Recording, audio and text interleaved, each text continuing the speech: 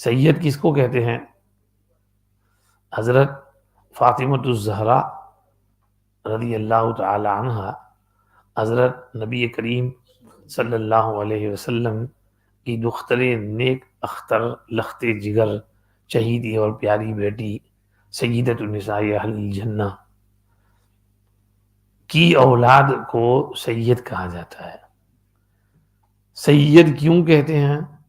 اس لیے کہ بخاری شریف کی ایک حدیث ہے کہ ایک مرتبہ حضرت نبی کریم صلی اللہ علیہ وسلم منبر پہ تشریف فرما تھے اور سامنے مسجد بھری ہوئی ہے اور آپ کے پیارے نواسے حضرت حسن آپ کے ساتھ منبر پر بیٹھے ہوئے تھے۔ تو کبھی آپ اپنے نواسے کو دیکھتے، کبھی لوگوں کو دیکھتے، کبھی نواسے کو دیکھتے، کبھی لوگوں کو دیکھتے۔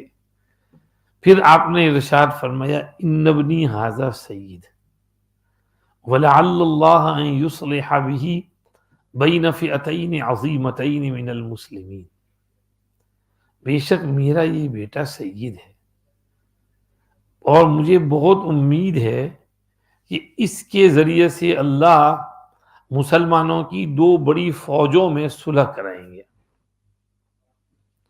حضور نے ان کو کہا سید۔ سید کے معنی لیڈر، ان کے اندر لیڈرشپ کی صلاحیت ہے، لیڈر ہیں، سید ہیں۔ بس اس کی وجہ سے حضرت حسن کو حضور نے جب سید کہہ دیا تو ان کو، ان کی اولاد کو، ان کے بھائی حسین کو، ان کی اولاد کو سید ٹائٹل مل گیا، اور سید کی جمع سادات پلورل، تو ان کو سب کو سادات کرام کہتے ہیں، سید حضرات، سادات کرام۔ اب ان کے فضائل ہیں۔ حضرت فاطمہ کو تو حضور نے کیا کہا؟ سیدۃ نساء اہل الجنہ۔ اور حضرت حسن حسین کو کیا کہا؟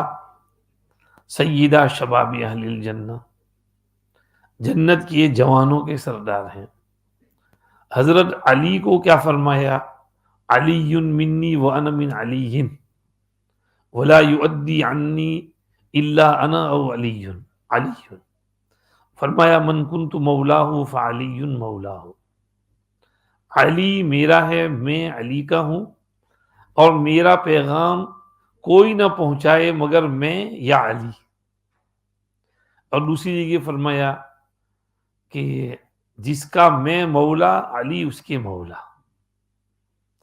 تو مطلب یہ جس کا میں سردار، جس کا میں بڑا، جو مجھ کو بڑا سمجھے، جو مجھ سے محبت کرے، وہ علی کو بھی بڑا سمجھے اور علی سے بھی محبت کرے۔ اور فرمایا اما ترضی ان تکون منی بمنزلۃ ہارون من موسیٰ الا انہ لا نبی بعدی، کیا تم اس پر خوش نہیں ہو اے علی کہ تمہارا درجہ میرے یہاں وہ ہو جو ہارون علیہ السلام کا درجہ موسیٰ علیہ السلام کے یہاں تھا؟ فرق اتنا ہے کہ میرے بعد کوئی نبی نہیں آئے گا۔ تو یہ سارے فضائل حضرت علی کے، حضرت فاطمہ کے، اور حضرت حسن کے، حضرت حسین کے، پھر ان کی اولاد۔ اب حضرت حسن حسین میں جو اوصاف تھے وہ ان کی امی کی طرف سے آئے اور وہ ان کے نانا کی طرف سے آئے، اور ان کے نانا جس قدر عظمت والے، ادب احترام والے تھے، اسی طرح لوگ ان کا بھی ادب احترام کرتے تھے۔ اور نانا میں جو صفات تھیں، سخاوت، شجاعت، حلم، صبر، تحمل، بردباری، یہ جو اخلاق کریمانہ، شریفانہ، وہ سب ان نواسوں میں بھی پائے جاتے تھے۔ بڑے قصے ہیں ان کی سخاوتوں کے، اور ان کے فیاضی کے، اور ان کے تواضع، اور ان کی عبادات۔ نمازیں لمبی لمبی پڑھتے تھے، دعائیں خوب مانگتے تھے، کرامت، صاحب کرامات تھے۔ اور پھر حج، حضرت حسن نے مدینہ سے چل کر مکہ جا کر 25 پیدل حج کیے۔ ہم سے تو ایک بھی نہیں ہو سکتا، حالانکہ ان کے پاس پیسے بھی ہوتے، بڑی بڑی سواریاں بھی ہوتی، لیکن یہ کہ مدینہ شریف سے چلتے چلتے چلتے وہ اللہ نے ان کو قوا بھی ایسے مضبوط دیے تھے کہ پورا دن چلتے رہتے، اور کہتے کہ اللہ کے دربار میں جانا ہے، سواری پر جاتے ہوئے شرم آتی ہے، پیدل جانا چاہیے۔ یہ ان کا مقام تھا، سید تھے۔ ہم لوگوں میں اس کی ہوس نہیں ہو سکتی، لیکن یہ لوگ تھے، عبادت کا اتنا شوق تھا، سخاوت تو ایسی تھی کہ کئی بار ایسا ہوا کہ اپنا سارا مال خرچ کر دیا، اپنے پاس کچھ بھی نہیں رکھا، پورا اپنا جو خزانہ تھا سارا خالی کر دیا، اس میں ایک درہم بھی رہنا نہیں چاہیے، سب اللہ کے راستے میں دے دیا۔ کئی بار ایسا ہوا، کوئی مانگنے آتا تو اتنا دیتے کہ وہ کہتا بس بہت ہو گیا حضرت۔ نانا کی صفت تھی ان میں۔ ایک آدمی ہے، اس نے کہا اللہ کے واسطے ذرا میری مدد کر دو۔ کہ بھائی تو نے تو بہت بڑی ذات کا نام لیا ہے، واسطہ دیا ہے اس کا، تیرا تو حق بہت ہے۔ تو خزانچی کو بلایا کہ وہ جو کچھ ہے سب لے آؤ، وہ تھیلا بھر کے درہم لے آیا۔ فرمایا وہ ایک کچا ٹکڑا سونے کا پڑا ہوا تھا، وہ ہاں وہ رکھا ہوا ہے، وہ بھی لے آؤ۔ اب وہ لے آئے تو اس کو کہا کہ بھائی معاف کرنا، میرے پاس اتنا ہی ہے، زیادہ نہیں۔ ارے نواز رسول، آپ مجھ کو 2 پیسے دے دیتے تو بھی میں خوش ہو جا، آپ اتنا تھیلا بھر کے دے رہے ہیں اور پھر معافی مانگ رہے ہیں۔ پھر خادم سے کہا یہ بیچارہ بوڑھا آدمی، غریب آدمی کہاں اٹھائے گا، تم ہی اٹھا کے لے جاؤ، اس کے گھر پہنچا کے آؤ۔ یہ لوگ ایسے تھے، سخاوت میں، شجاعت میں، تواضع میں، ہمدردی میں اعلیٰ مقام پر پہنچے ہوئے تھے۔ حضرت حسین بھی ایسے ہی سخی تھے۔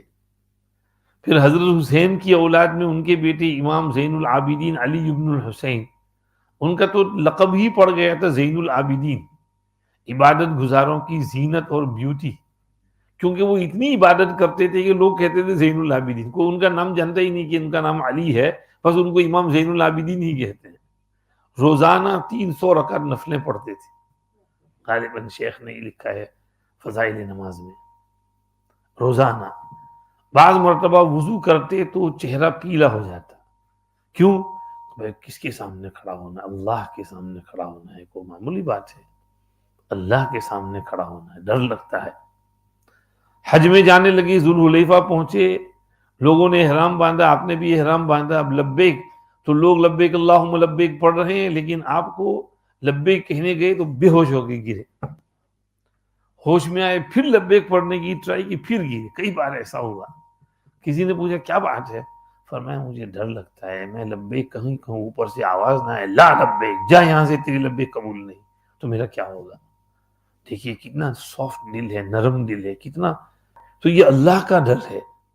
ہم لوگوں کو تو مخلوق کا ڈر ہوتا ہے، لوگ ڈرپوک ہوتے ہیں، ہر چیز سے ڈرتے ہیں، لیکن ان کے قلب میں مخلوق کا ڈر نہیں، اللہ کا، خالق کا ڈر ہے۔